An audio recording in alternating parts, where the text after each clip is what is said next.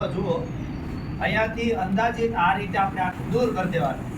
ત્યારબાદ અહીંયા જુઓ, અહીંયા આ જગ્યાએ પણ આટલો ભાગ આપણે દૂર કરી દેવાનો છે. અહીંયા ધ્યાનથી જોજો. અહીંયા આવી રીતે આવું દોરવાનું. ત્યારબાદ આ ભાગ છે તો અહીંયાથી પણ આપણે આવી રીતે, કેમ કે આની અંદર આપણે ફિટ કરવાનો છે લેન્સ, નેત્રમણી. આ લેન્સ છે. હવે આમ જો આ વડા ખાસ ધ્યાનથી જુઓ. આને આપણે આવી રીતે આમ લઈ લેવાનું છે. આ ભાગને અહીંયા આમ લઈ લેવાનો છે. આ ભાગને આપણે આ રીતે, આ ભાગ ઉપસાવવાનો છે. શેડિંગ કરીશું. આ શું છે ભાઈ?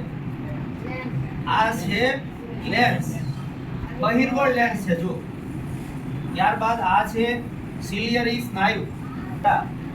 આ ભાગ દેખાય છે અંદરનો, આ ભાગ કાચ રસ છે, કાચ રસ. આ શું છે? દ્રષ્ટિ ચેતા. એનું નામ છે નેત્રમણી, બહિર્ગોળ લેન્સ. ખાંચો બનાવવાનો છે અને એનું જે નામ છે ને, એટલે એ છે દ્રષ્ટિપટલ, નેત્રપટલ, દ્રષ્ટિપટલ.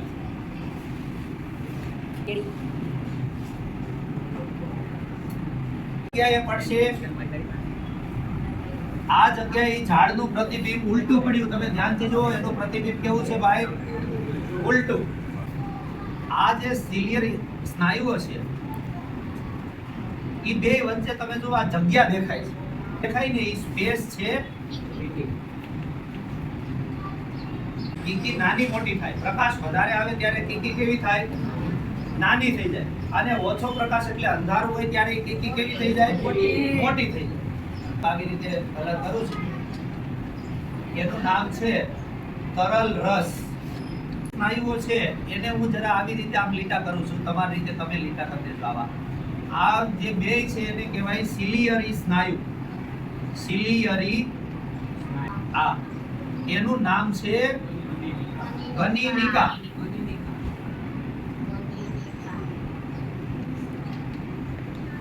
તો આ ભાગ ખાલી છે, યાદ રાખો. એમાં એક પ્રવાહી ભરે. દ્રષ્ટિ ચેતા, નેત્રપટલ, રેટિના. હવે આ બહારનો જે પડદો દેખાય કે નહીં, આ બહાર હોય કે નહીં, આંખની બહાર, એનું કઈક નામ છે. જો આ વાદળી છે,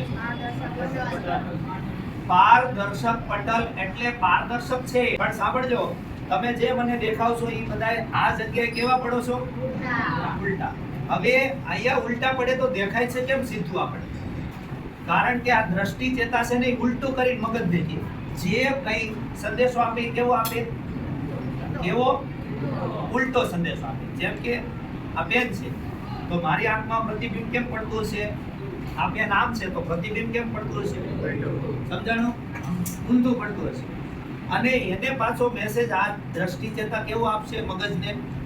મગજને સંદેશ કેવો આપશે? એનથી ઊંધો. તો આના ઉલટાનું ઉલટું કેવું થાય? એટલે આપણને બધું પાછું કેવું દેખાય? સીધું. તો આ શું હતું ભાઈ?